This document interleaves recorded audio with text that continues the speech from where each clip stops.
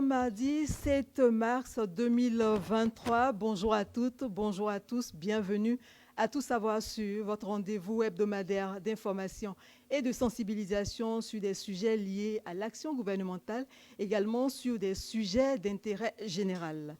Nous sommes en mars et au cours de ce mois, il y a un événement qui de plus en plus prend de l'ampleur à travers le monde, dans notre pays également.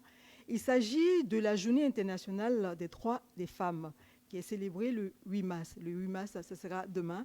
Et au-delà de cette célébration, c'est une occasion de faire connaître et comprendre les avancées en matière de droits des femmes et également inviter les femmes elles-mêmes à s'approprier ces droits pour leur épanouissement, mais également leur participation pleine à la vie de leur communauté, à la vie de leur pays.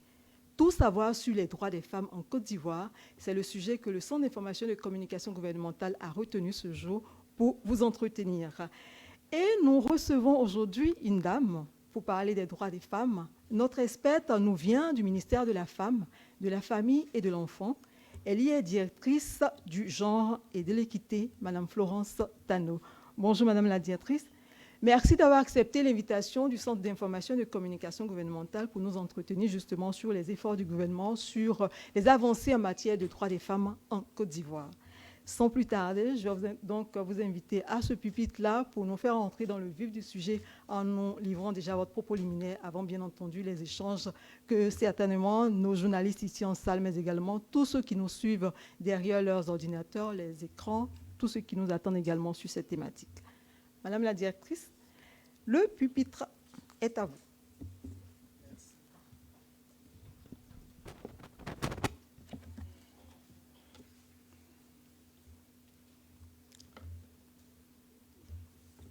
Je voudrais, à l'entame de mon propos, saluer très chaleureusement ce beau public qui est devant moi. Au nom de Madame la ministre de la Femme, de la Famille et de l'Enfant, je vous salue et je suis très content de partager avec vous les actions menées par le ministère de la Femme, de la Famille et de l'Enfant. Quand j'ai dit ça, je voudrais vous communiquer les 4 points sur lesquels je vais porter ma communication. Alors, nous parlerons du genre, puisqu'on parle des droits des femmes. Il est aussi lié à la question du genre. Qu'est-ce que c'est que le genre? Parce qu'il fait tourner beaucoup d'encre. Nous allons aussi parler des avancées des droits des femmes. Ensuite, nous parlerons des priorités 2023 du ministère de la Femme, de la Famille et de l'Enfant pour plus de droits. Et nous aborderons les défis qui nous attendent en matière de droits. Voilà, bien ramassé, bien résumé, je voudrais dire, les 4 points sur lesquels je vais porter mon propos. Alors, si nous démarrons, je voudrais définir le genre pour dire que le genre, c'est un objet de recherche, donc c'est un concept scientifique. Il s'étudie, il a ses méthodes de recherche, on peut faire des thèses en matière de genre et développement.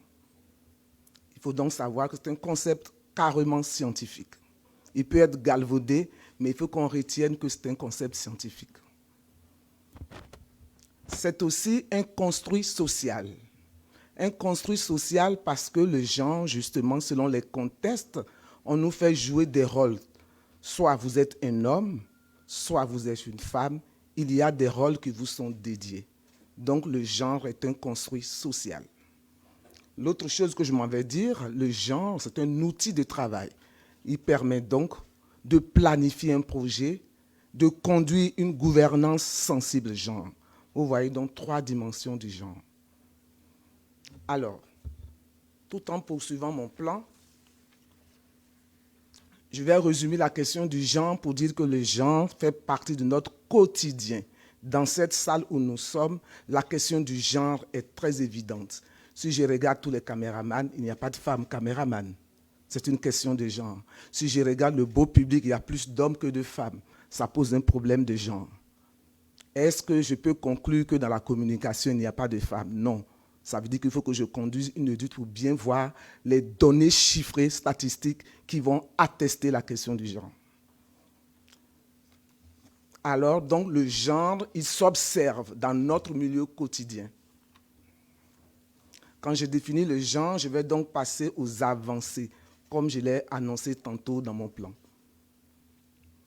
Alors, le genre. En matière de scolarisation en Côte d'Ivoire, nous savons qu'il y a la scolarisation obligatoire qui nous permet donc de scolariser nos petites filles qui, jadis, n'avaient pas droit à l'école. Si je me réfère à nos mamans, elles n'allaient pas à l'école. C'était les hommes qui étaient scolarisés parce qu'on voulait protéger la fille pour qu'elle aille se marier, qu'on bénéficie de la dot. Ça a bien changé depuis lors. Et aujourd'hui, justement, l'État dit qu'une loi est obligatoire pour scolariser les filles et les garçons.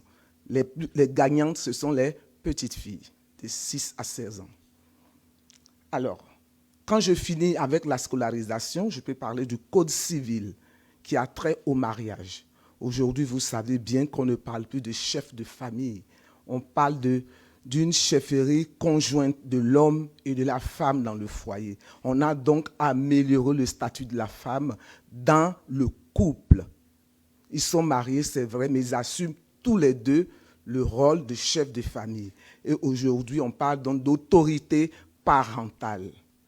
Vous voyez combien de fois le genre a amélioré les questions de... Donc, la Côte d'Ivoire travaille pour la protection et l'avancée des droits des femmes. Il y a aussi la Constitution, qui est une loi fondamentale. Dans la Constitution, on remarque bien que la question de l'égalité est mise en pole position.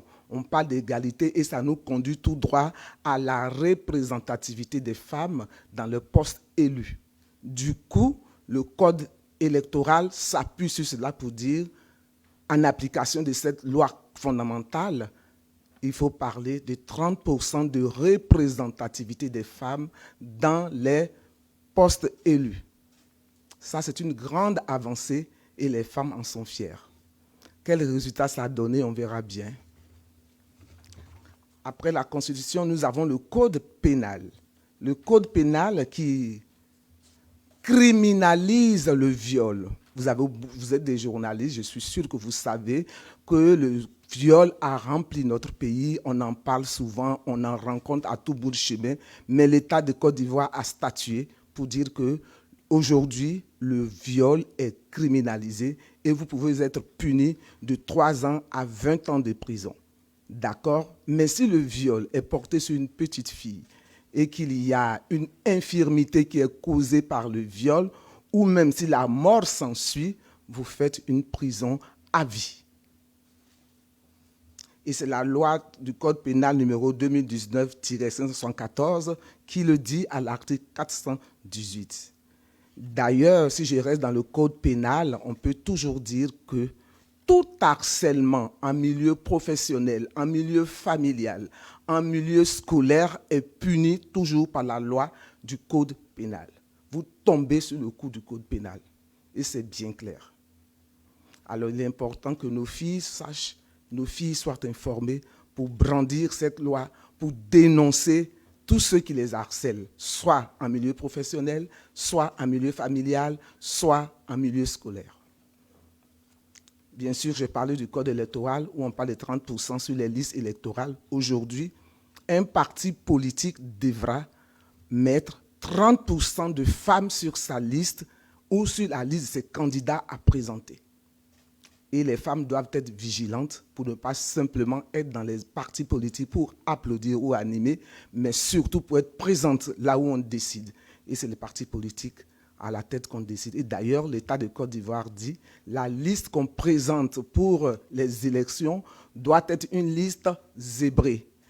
Parce qu'on a cette fine manière de mettre des hommes au devant de la liste et puis juste en bas que des femmes. Alors, si on demande 10 femmes, 10 personnes, si on a pris les premiers noms dessus, on n'aura pas de femmes. Donc, il faut donc des listes zébrées.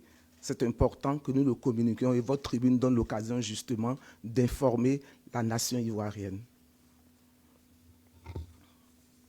Alors aujourd'hui encore, dans nos assemblées élues en Côte d'Ivoire, je vais vous donner les chiffres, vous les connaissez, mais il est bon pour moi de le redire pour qu'on sache si demain ça évolue.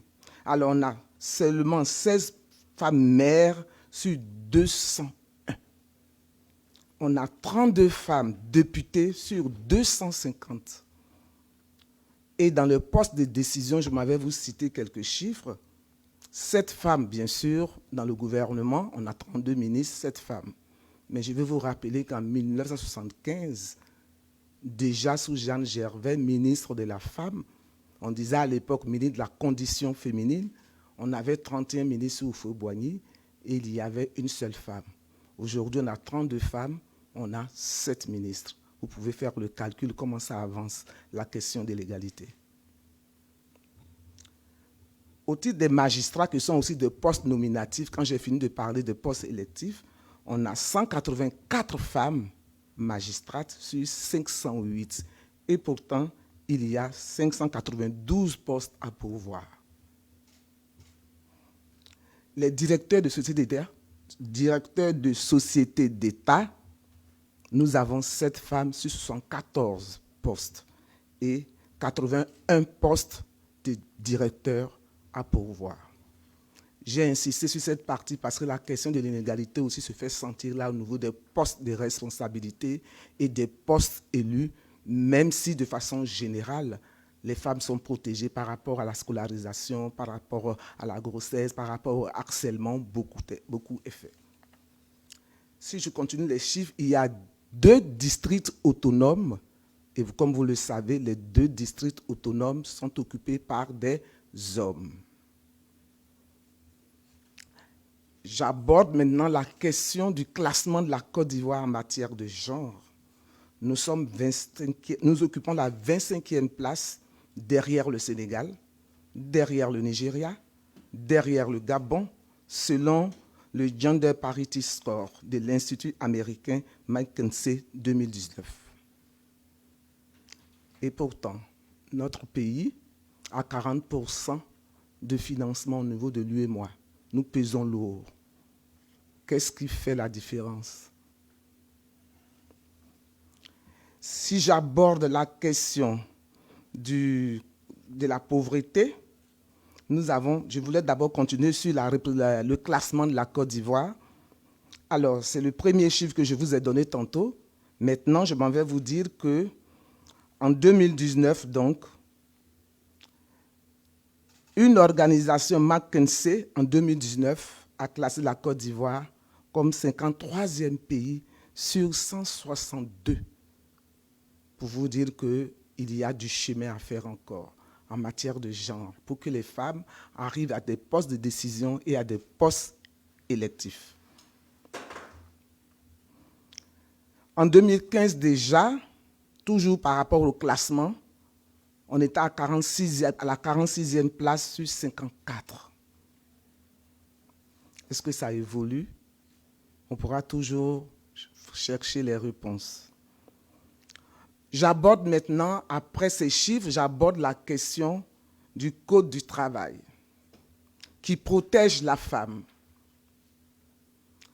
Et donc, dans le Code du travail, l'employeur n'a pas le droit de licencier une femme pour son état de grossesse. Elle-même, si elle ne se sent pas bien à cause de sa grossesse, elle peut rompre de façon unilatérale le Code du travail. Et l'employeur ne peut rien lui dire. Il ne peut pas la poursuivre, ni demander des indemnités. C'est son droit. Son état de grossesse lui donne ce droit. Alors, entrons dans le code foncier rural.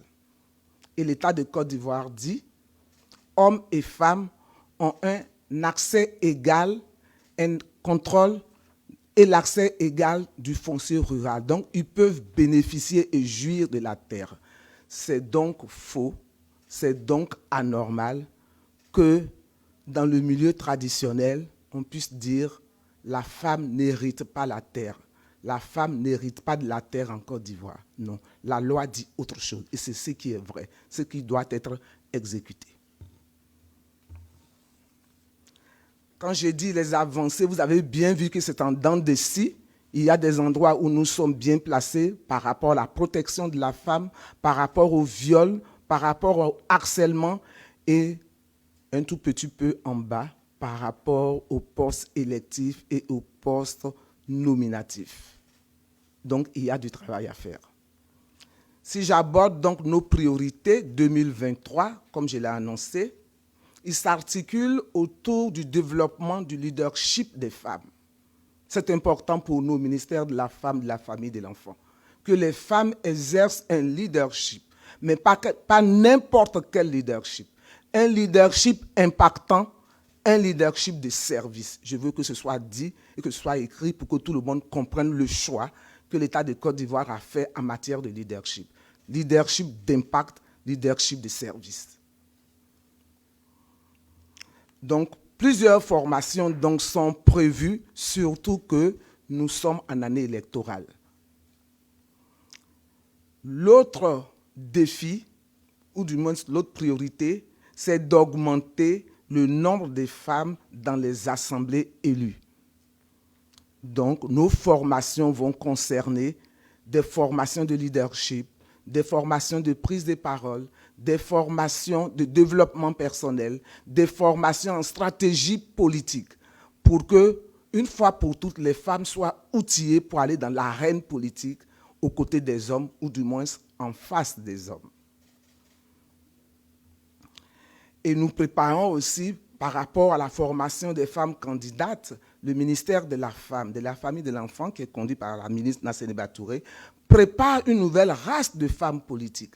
Elles sont plus jeunes, talentueuses, et nous voulons que la relève soit assurée. Il faut prévenir, il faut préparer l'avenir, pour ne pas que dans 30 ans encore, on se retrouve en train de former au leadership. Donc nous commençons avec les plus jeunes, pour que demain nous ayons dans l'arène politique des jeunes femmes capables de gagner les hommes, bien sûr leurs frères. Ce n'est pas un combat, mais du moins dans l'arène politique, on cherche un gagnant. Et puis, nous souhaitons aussi, comme priorité, construire une solidarité féminine intergénérationnelle. Parce qu'avec le numérique, on a peur qu'on trouve des jeunes qui sont bien assis dans le numérique et que de l'autre côté, on trouve des femmes d'un certain âge, donc il y aura une coupure. Il faut que nous préparions une solidarité féminine intergénérationnelle avec l'appui justement du numérique et du digital, qui est au service de l'homme. Quand je dis l'homme, je veux dire l'homme, le grand H. Je vais maintenant passer à nos défis. Ils sont liés toujours au genre. C'est donc institutionnaliser le genre en Côte d'Ivoire. Il n'est plus normal que certaines structures appliquent le genre et d'autres pas. Et nous sommes en train de faire un travail pour que le genre, le concept genre, qui prend en compte les besoins des femmes et des hommes, parce que le genre, ce n'est pas une question de femmes, c'est une question d'hommes et de femmes. Donc, nous allons institutionnaliser le concept genre dans toutes les structures, tant administratives publiques que privées, pour que le genre soit un travail fait par tous, dans nos institutions, nos structures, nos associations.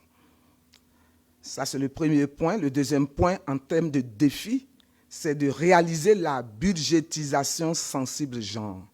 Il faut que dans toutes nos structures, les budgets que l'État alloue soient sensibles genre, prennent en compte les questions de genre. Et comme on est d'accord que la question du genre, ce n'est pas seulement femmes, ça veut dire que le budget qui va être sensible genre va satisfaire les besoins des hommes et des femmes. L'autre point comme défi, c'est réduire le niveau de pauvreté des femmes. Parce que je m'avais donné des chiffres. Les femmes étaient pauvres à hauteur de 62,5% en 2008, 56% en 2015, et puis en 2020, le taux de pauvreté a atteint 35%. C'est vrai que ça diminue et nous en sommes très fiers. C'est tout le programme qui est fait par l'État de Côte d'Ivoire dans les différents ministères, ministère de la Femme, ministère de la Solidarité, ministère de l'Économie et des Finances. Tout cela mis ensemble permet de réduire de façon significative la pauvreté.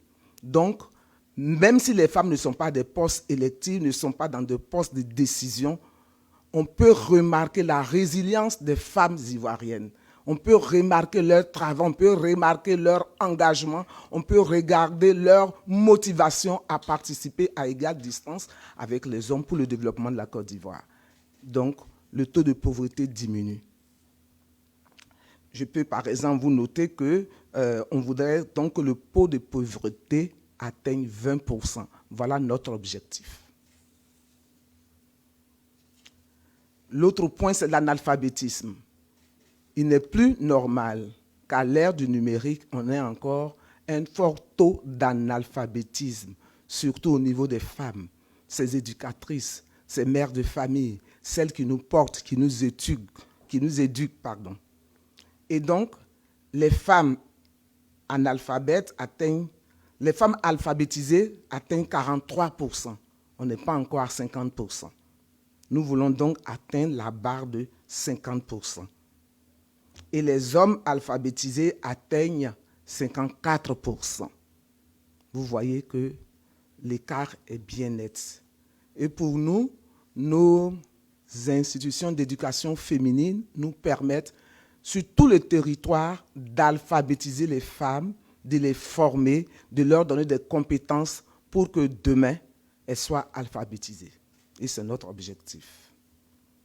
Je viens donc de faire le tour sur la question du concept genre. J'ai présenté les avancées, nos priorités et nos défis. Et je vais donc me livrer à vos questions, toutes fraternelles. Merci beaucoup.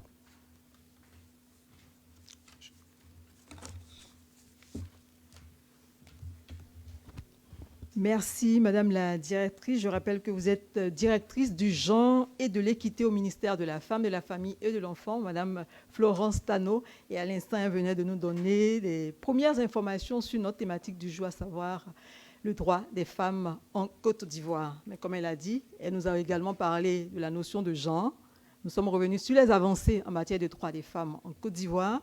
Les priorités du ministère, mais également les défis du ministère ont été passés en revue. Mesdames et messieurs les journalistes, le micro est ouvert pour, elle a dit, elle se prête à vos questions pour quelques compléments d'informations sur ce qu'elle a dit à l'instant. On va commencer, comme à notre habitude, par la première série de questions en salle et puis pour la suite, nous en viendrons à tous ceux qui nous suivent sur les différents canaux. On peut y aller, madame. Bonjour, je m'appelle Mata Touré, je suis de Radio de la Paix. Merci pour votre présentation. Chaque année, le 8 mars, on comprend bien qu'il y a des avancées. Vous venez de nous résumer un petit peu. Mais pour cette année 2023, si vous deviez nous faire un résumé des points saillants de ce qui a été obtenu en Côte d'Ivoire et sur lequel on va s'appuyer pour continuer les années suivantes, quels sont les éléments phares que vous pourriez nous mettre en exergue en termes d'avancées pour ce qui est des droits de la femme?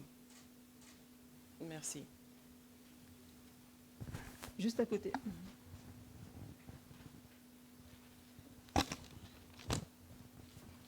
Alors, bonjour Madame la directrice, je suis Prince Bengasso, journaliste à Fixora.net.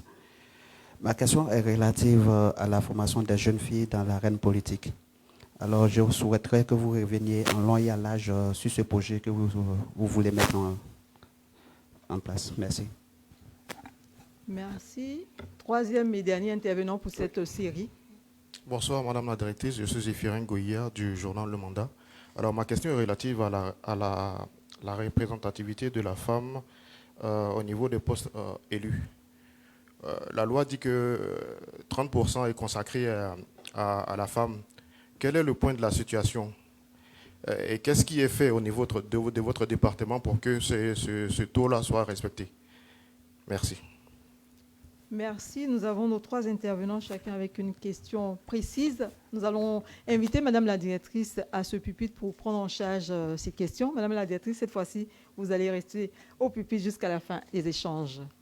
Merci.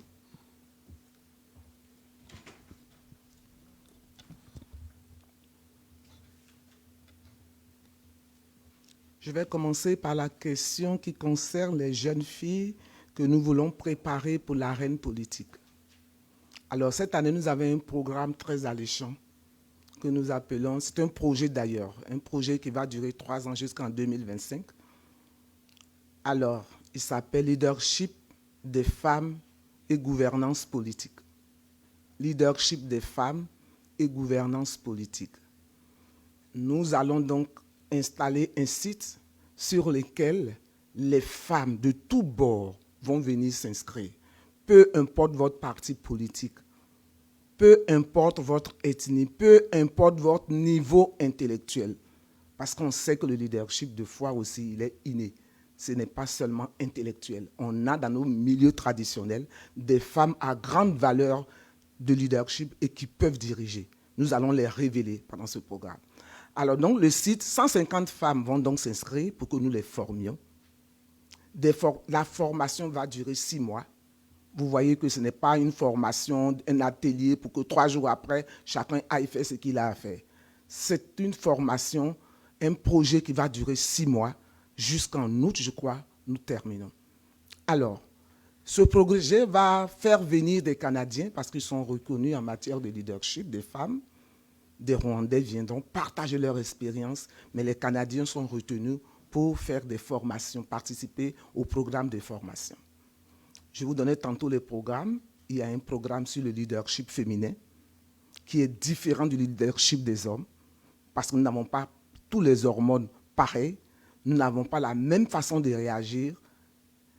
Donc, le leadership féminin va travailler sur les femmes, mais avant cela, il y aura un programme d'écoute parce que nous disons qu'au plan psychologique, les femmes ont été plus ou moins, permettez-moi le thème, sous le joug du commandement des hommes. C'est gentil quand je dis ça. Alors il faut donc amener les femmes à s'exprimer parce que cela vient de loin, de l'éducation familiale que nous avons eue. C'est ce qui se fait voir aujourd'hui quand on dit qu'elle n'arrive pas dans l'arène politique, mais ce n'est pas une question de vote, ça vient de très loin. Et nous allons aider les femmes à se déshabiller, c'est-à-dire enlever cette coupe-là qui pèse sur elles pour qu'elles puissent s'exprimer. Donc il y aura un temps d'écoute avec des psychologues pour les aider à s'exprimer, à dire ce qu'elles veulent.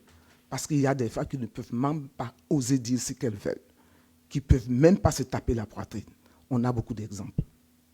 Donc l'écoute des psychologues, hommes et femmes, le programme de leadership féminin, le programme de l'art oratoire, le programme de stratégie politique, le programme du relationnel. Et nous savons que le relationnel avec la presse aussi a un impact sur l'élection des hommes et des femmes en politique. Comment la femme candidate va travailler sur son relationnel, mais sur la presse. Donc, il y aura donc un travail qu'on va faire pour qu'elles comprennent comment travaille la presse. Certains journalistes seront donc identifiés pour participer à ce programme de formation. Comment je fais ma relation presse? Comment j'organise ma campagne? Quelle est l'équipe que je mets en place? C'est ça la stratégie politique. Il y a plusieurs éléments dedans. Donc, c'est un ensemble de modules que nous allons développer auprès de ces jeunes dames et ces dames. Quand je dis ça, il y aura des moments aussi où nous ferons des visites pour mieux connaître la Côte d'Ivoire. Parce qu'on peut défendre un point de vue quand on connaît le milieu. Donc, il faudra que ces femmes connaissent les cultures, connaissent les exigences des Ivoiriens, des populations ivoiriennes, ou du moins de tous ceux qui vivent en Côte d'Ivoire. La culture, donc le niveau de culture des femmes va être amélioré. Et puis, bien sûr, il y a ce qu'on appelle le persona brandi. Comment je deviens en tant que femme, en tant que candidate, mais ce n'est pas seulement pour les femmes. Mais comme je parle des femmes, je dis femmes. Mais le persona brandi, c'est une façon de se considérer comme un produit qui est vendable et qu'on peut acheter. C'est toute une façon de penser, c'est toute une façon de se tenir, c'est toute une façon de communiquer, c'est toute une façon de s'habiller, c'est une façon d'être. Et nous allons donc donner ce modèle à ces femmes pour que leurs produits elles-mêmes soient achetés. Si elles sont achetées, c'est parce qu'elles seront élues. Voilà un peu, si je peux m'arrêter là sur les modules pour ne pas tout donner, les modules. Et il y aura donc ce que nous appelons un voyage d'études au Rwanda pour apprendre comment on fait quand on sort d'un grand moment difficile comme le Rwanda pour avoir des femmes à des postes électifs. Il faut qu'on apprenne. Donc il y aura un voyage d'études avec ces femmes. Nous avons l'appui de certains partenaires qui ont été séduits par ce programme que le ministère de la Femme, de la Famille et de l'Enfant veut développer. Et je vous avoue que c'est pour la première fois qu'il y a un programme aussi construit, aussi solide. D'habitude, on s'arrête sur un atelier. En 2021, c'est un atelier qu'on a fait à l'Assemblée nationale et à la Caisse de stabilisation. C'était toute une journée. Et puis nous nous sommes quittés 7 fois. C'est un programme bien huilé, bien assis. Alors, je disais, peuvent venir s'inscrire. Des personnes viendront de la Côte d'Ivoire, des personnes qui savent ce qu'elles ont à partager, des journalistes, mais des enseignants de l'extérieur. Voilà le programme. Il est gratuit. Il est gratuit. C'est l'État qui offre à ces femmes pour qu'elles atteignent un score assez intéressant dans l'arène politique. Si je passe à la question de la représentativité des femmes, voilà comment nous voulons améliorer le score des femmes dans l'arène politique. Et puis l'autre question, c'est la question des avancées concernant les droits. Déjà, depuis la semaine dernière, on parlait déjà des noms que la femme doit porter. C'est une avancée. Alors moi, quand on a dit Madame Tano, mais je ne suis pas Tano, je suis Dagrou. C'est mon nom d'époux qui est Tano. Vous comprenez qu'aujourd'hui, on dit la femme peut, si elle veut, porter le nom de son époux. Si elle ne veut pas, malgré le mariage, elle peut dire je porte mon nom de jeune fille. C'est un droit en tant que personne. C'est un droit. Il faut le reconnaître. Cette année déjà, c'est une avancée majeure. En plus de ces avancées qui lui permettent d'être chef de famille au même titre que son époux. Vous comprenez? Et on dit qu'on parle de l'autorité parentale. C'est à égalité. Si je veux aller plus loin, on a aussi, bien sûr, ces questions de viol. Où maintenant, l'État l'a criminalisé. Ça n'a l'air de rien, mais ça veut dire qu'on considère le viol comme un crime. Et donc, celui qui attente un viol sur une fille, ça part de 5 à 20 ans. Mais s'il y a mort, s'il y a infirmité, c'est une prison à vie. Pour nous, c'est important déjà. Bien sûr, le chantier est long. On pourra voir comment continuer. Mais c'est petit à petit qu'on change les choses. La journée internationale de la femme n'est pas née un matin. C'est un combat des femmes américaines, des femmes russes, des femmes allemandes qui a commencé en 1800, quand elles sont entrées pour la première fois dans les usines, quand les hommes sont allés au front à la Deuxième Guerre mondiale. Ce sont leurs combats qui nous a amenés aujourd'hui à bénéficier des congés de maternité. Donc, nous sommes très contents déjà de ces avancées. Merci. Merci, Madame la Directrice, pour les réponses à cette première série de questions. Nous allons aborder la question des internautes. En les regroupant, toutes celles que nous avons retenues, nous allons choisir celles qui portent sur les droits en entreprise. La première partie sur les questions de violence, vous en avez parlé.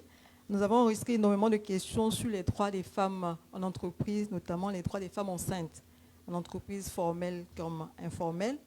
Deuxième élément également sur la question de la discrimination. Donc nous avons enregistré énormément de questions, savoir les différentes formes de discrimination en entreprise à l'égard des femmes et quelles sont ces situations-là, comment est-ce que le ministère y travaille pour y remédier. Je vais m'arrêter là pour les questions de nos amis internautes. Merci, Madame la Directrice.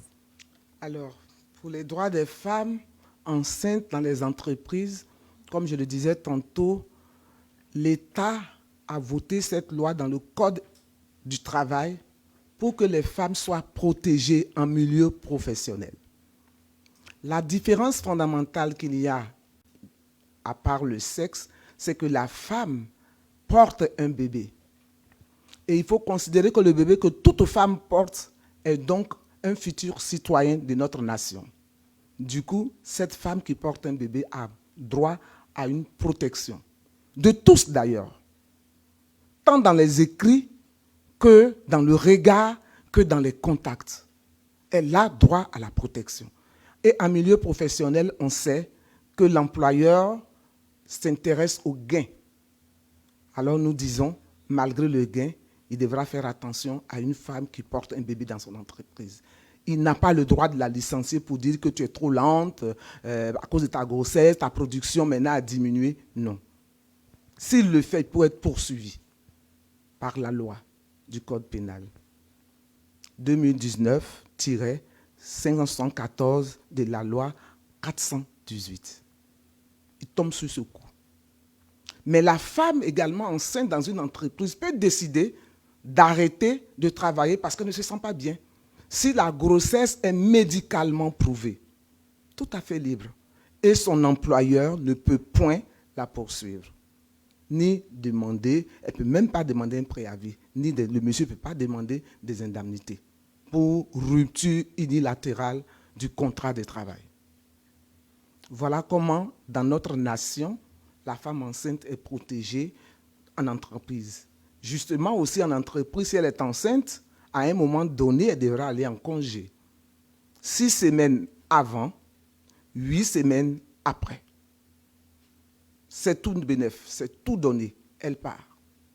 Et l'entrepreneur ne peut point agir sur ces semaines. Elle revient tranquillement après ces semaines, 14 semaines. Et son époux, parce que l'épouse aura fait un bébé, il a droit à 3 jours de congé de paternité pour l'accompagner. On m'a toujours dit, mais 3 jours, c'est trop peu. Oui, mais elle n'a pas fait le même boulot que la femme. 3 jours pour l'aider, 3 jours pour l'accompagner, 3 jours pour lui montrer tout son amour, toute son assistance. Mais il faut que l'État continue de travailler. Un couple ne peut pas rester longtemps assis 6 mois. Non. Le problème que nous commençons à traiter, qui est notre plaidoyer en ce moment, un de nos défis que j'aurais dû citer tantôt, c'est l'institution des crèches en entreprise. Parce que nous savons aujourd'hui que les travailleuses sont assez jeunes. Elles commencent à travailler à partir de 23 ans, elles sont jeunes.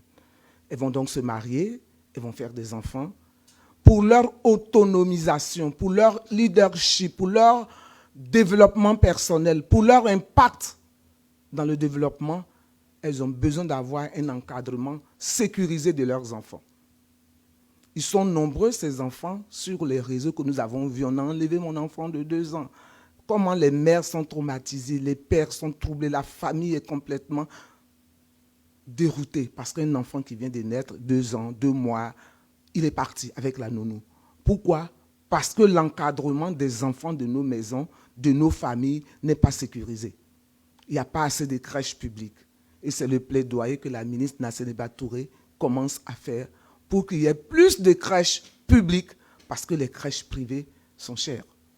Et l'État doit offrir des crèches publiques aux femmes, à nos jeunes sœurs, à nos filles, à nos jeunes compétentes dames, pour qu'elles puissent allier travail et maternité. C'est leur droit.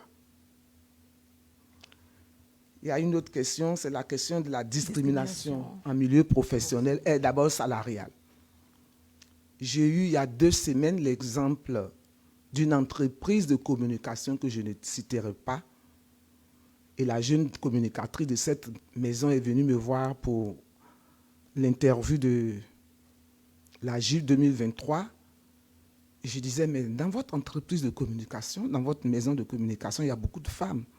Elle dit, oui, madame. Mais parce que l'employeur aime bien prendre les femmes parce qu'elles sont moins chères. Elles ne coûtent pas cher. Je dis, ça veut dire quoi? Ce n'est pas le même boulot. Il dit que les femmes ne payent pas de maison, ne payent pas d'électricité, c'est le mari qui paye la maison. Je dis, c'est une façon malencontreuse de penser la femme. C'est sûr que la femme ne paye pas de maison. La femme contribue à la même hauteur que son époux. Ces temps anciens où on dépendait du monsieur, c'est passé. Hein? Et donc, elle m'a confié ça. Il y a beaucoup de femmes parce que l'employeur paye moins. S'il devait payer 200 000 francs, il paye 150 par an parce que c'est une femme, elle est chez son mari et son mari qui paye la maison. Cette jeune dame m'a communiqué ça. Nous avons prévu visiter cette maison pour discuter puis l'aider à respecter l'égalité salariale. Donc, il y a cette discrimination. Il y a aussi cette façon inégalitaire de traiter les femmes par rapport au harcèlement. Tu peux être compétente, peut-être que parce que c'est pour lui l'entreprise, c'est lui l'entrepreneur, il peut exiger quoi que ce soit à la dame sans regarder ses compétences. C'est une discrimination que nous ne supportons pas. Et la ministre nous a mis en mission pour travailler sur ces questions. Et nous avons des formations à faire en direction de ces hommes, des plaidoyers. Nous allons les conduire. En cette année électorale, c'est un travail énorme que nous avons à battre.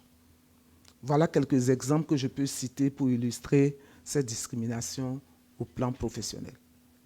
Merci, Madame la directrice. Troisième série de questions. Retour en salle. Le micro est disponible.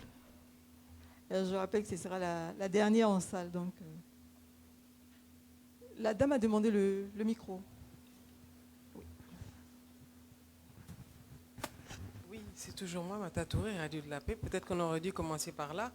Quel est le thème qui est retenu pour le 8 mars 2023 et qu'est-ce qui a justifié le choix de ce thème? Peut-être que j'aurais dû commencer par là. D'accord.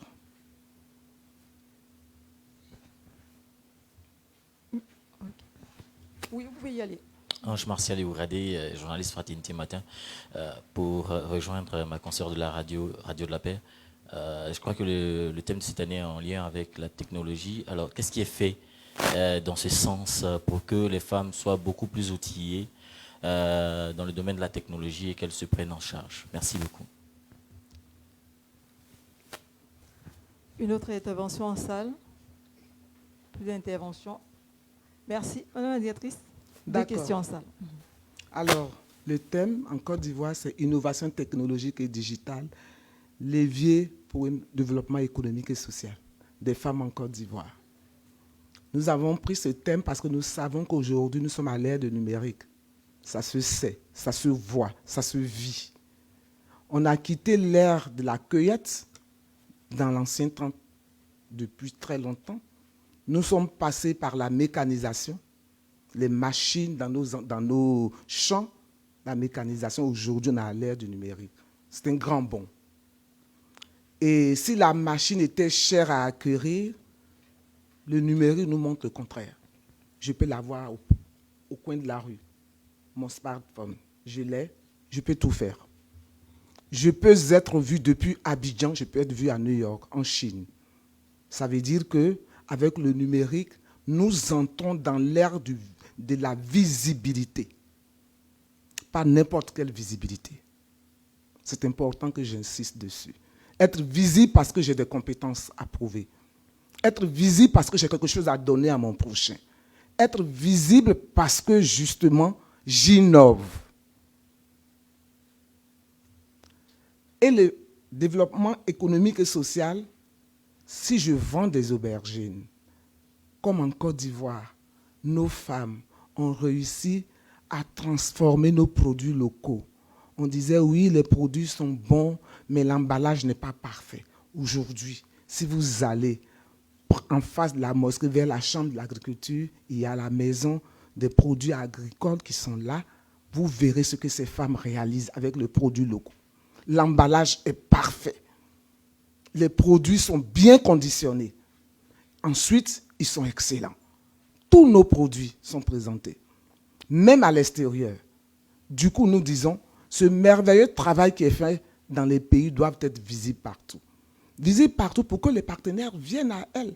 Vous n'avez plus besoin de faire le trajet Abidjan-New York, Abidjan-Chine pour vendre vos produits. Ils viennent à vous.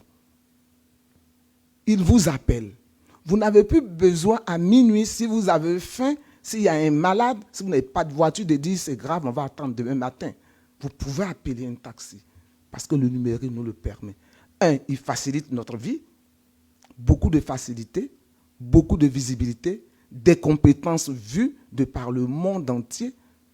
Il améliore notre relationnel. Ça veut dire que je peux avoir plusieurs followers, je peux avoir plusieurs amis. Je n'ai pas besoin de diplôme. En fait, le numérique vient nous dire tout ce qui était peut être, mais voilà le niveau que nous voulons atteindre avec le numérique. Il s'agit donc de retenir les valeurs du numérique. Plus de proximité. Ça veut dire que de façon physique, vous n'avez pas le droit de rejeter l'autre. On parle de numérique, mais on ne retient pas ses valeurs. Si je peux être en contact avec le Chinois, je dois pouvoir être proche de celui qui est à côté de moi. On dit qu'on parle avec ceux qui sont loin et celui qui est près de nous, chacun sur son portable, on ne se voit pas. C'est ce qu'il faut corriger. Aujourd'hui, les époux, on est au salon, chacun sur son portable, on ne se voit plus. Il faut corriger cela. On parle avec celui qui est loin, on oublie celui qui est près de nous. Et une des valeurs, c'est de retenir que le numérique nous rapproche. Pas seulement nous rapprocher de celui qui est loin, mais retenir toujours un exercice, une vigilance pour revenir à celui qui est près de vous. Parce que 2 fois, il y a eu des personnes qui ont piqué des crises cardiaques dans leur chambre pendant que l'enfant était sur le smartphone avec le casque et n'a pas vu quand son père a crié. Donc, il y a des travers.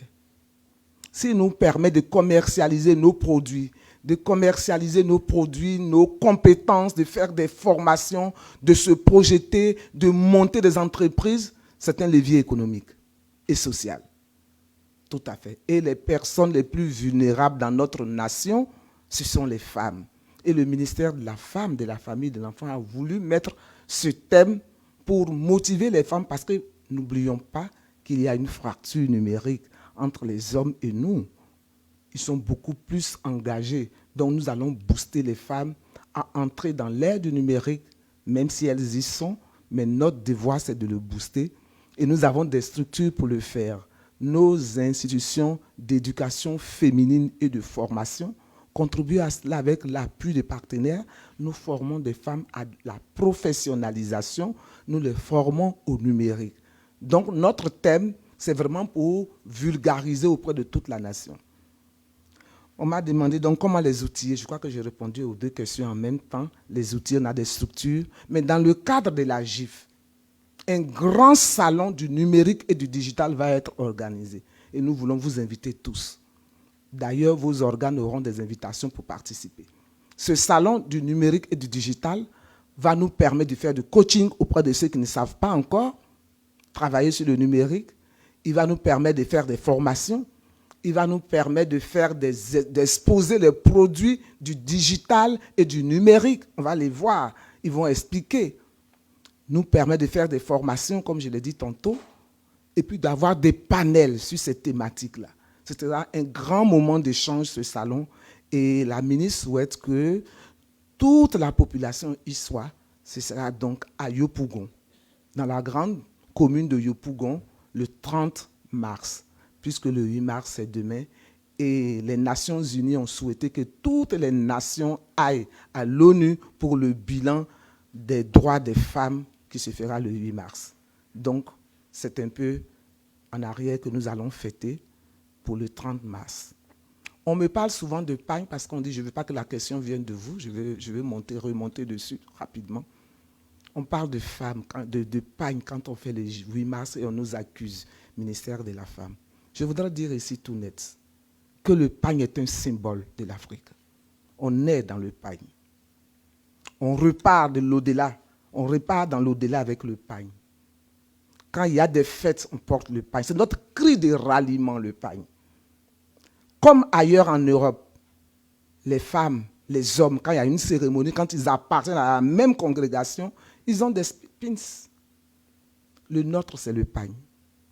Tout simplement, il est culturel. Il est culturel et il est festif parce que ce sont des droits que nous avons gagnés. Droit à la maternité, droit au congé de maternité, droit à la scolarisation, droit à la professionnalisation, droit à l'éducation. Tous ces droits, nous les avons gagnés. Tous ces droits, nous les avons gagnés. Donc, il faut le fêter. C'est déjà bon. Il faut le fêter en pagne selon notre culture. Donc, je voudrais, comme l'a conseillé la ministre, que les journalistes puissent communiquer la dimension du pagne quand le pagne est sorti. Ne pas se focaliser sur le pagne, non. Il est festif parce que nous fêtons nos droits acquis pour revendiquer les droits à acquérir. Il est festif parce que le pagne est un symbole culturel, tout simplement. Donc, il n'y a pas à en rougir. Merci Madame la Directrice. Je sais que les journalistes, leur tour de parole était terminé sur la question justement du 8 mars. J'allais en venir parce qu'on a enregistré énormément de questions sur ça, notamment ce qui est prévu pour cette année 2023 en matière de Journée internationale des droits des femmes. Vous en avez donné les grandes articulations, mais également la question du pagne. Donc je vais dire, en termes de remontée de questions pour les internautes, on va s'arrêter là cet après-midi. Droits des femmes en Côte d'Ivoire, notre sujet du jour. Vous avez encore le micro. De votre passage à tout savoir sur qu'est-ce que les auditeurs, les téléspectateurs, les journalistes ici en salle, qu'est-ce que nous devons retenir en matière de droits des femmes en Côte d'Ivoire? il faut retenir que l'État de Côte d'Ivoire travaille pour les femmes. L'État de Côte d'Ivoire travaille pour la protection des femmes, pour l'éducation des femmes et pour permettre aux femmes d'avoir plus de droits et être à égale distance avec les hommes. Nous ne sommes pas en combat avec les hommes, ce sont nos frères. C'est ensemble que nous voulons construire cette nation qui nous est chère. Sur ce dont je vous remercie au nom de Madame la ministre de la Femme, de la Famille et de l'Enfant. Merci Madame la directrice.